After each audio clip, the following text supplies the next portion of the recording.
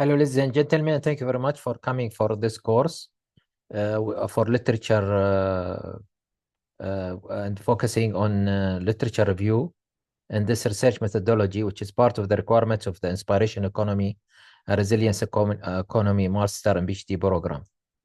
Now, we said earlier that part of the literature review is that we target to broaden our knowledge about the area we're tackling or the problem we are tackling in this in any study, which means, for example, if we're going to go as inspiration economy experts to any area, let's say to in East Africa or to Rwanda, for example, or to Kenya or something like this, we need to study about the area, about its challenges, specifically we're going to tackle, for example, issues relevant to poverty or relevant to youth unemployment or youth migration and so on.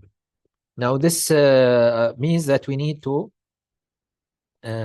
think about experts in the area and who are they, so that we might question them or maybe ask for their help so that we can improve our, study and they help us in our even constructing our finding relevant to their previous experience. And it will help us also to ensure that we are addressing something important in the body of knowledge, and the expert will know about this more than anybody else. Of course, with time, you're going to be the expert. So you have to, again, think that you're going to be expert over time also. And you're going to give them feedback about your research study. So we need to contextualize the research finding, which means that we need to, for example, ask how we answer our research question compared to with what others have found. Okay, because we are part of a knowledge, again, body of knowledge. We need to contribute again and think what is the contribution that will help us to be able to make in the existing body of knowledge.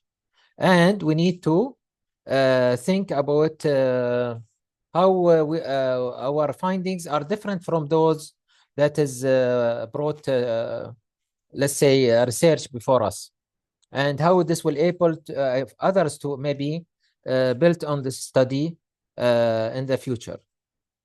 We need also to think about whether our findings is in the context of addressing what is not known, okay, or already known.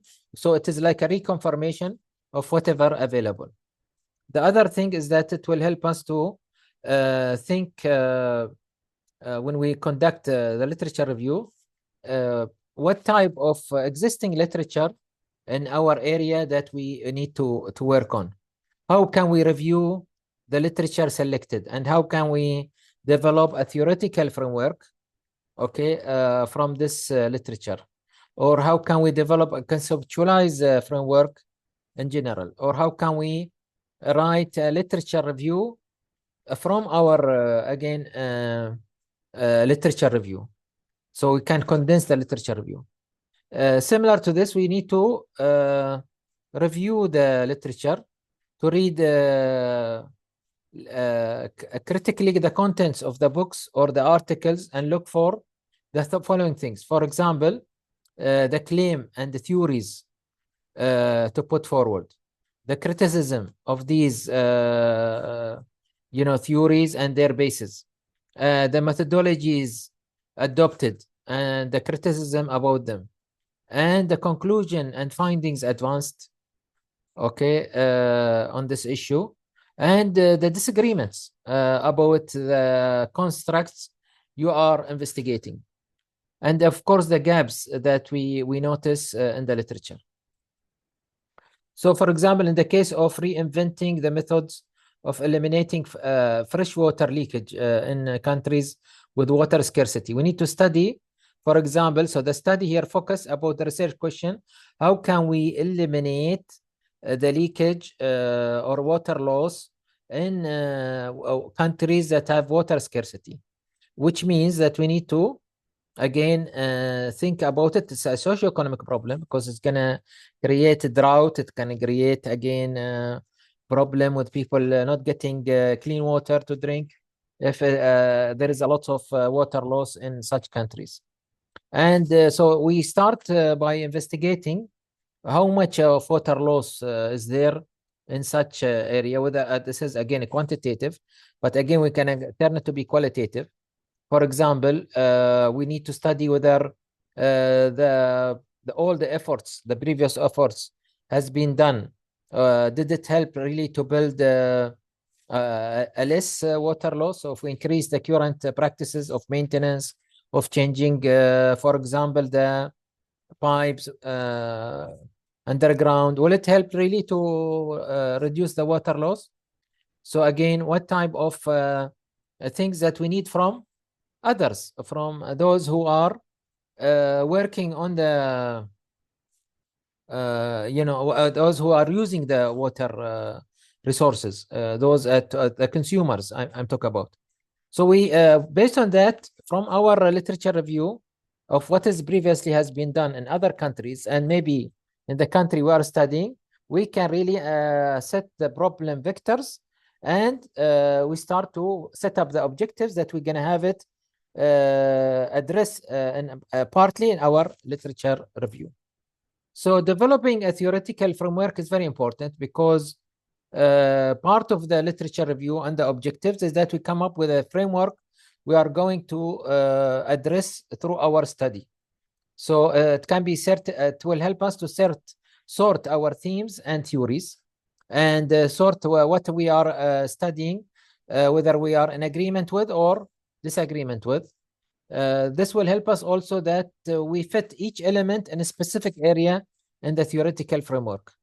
To develop this, the conceptual framework, we need, after we select the topic, we consider the area of expertise, the specialization of interest, and the personal goals when we select a topic. So this means that we need to create a research question, as we mentioned earlier. This means that we need to, again, review the available literature. It means that we need to identify the variables. It means that we outline the relationship, design the framework, and from that, we start the writing stage of the literature review.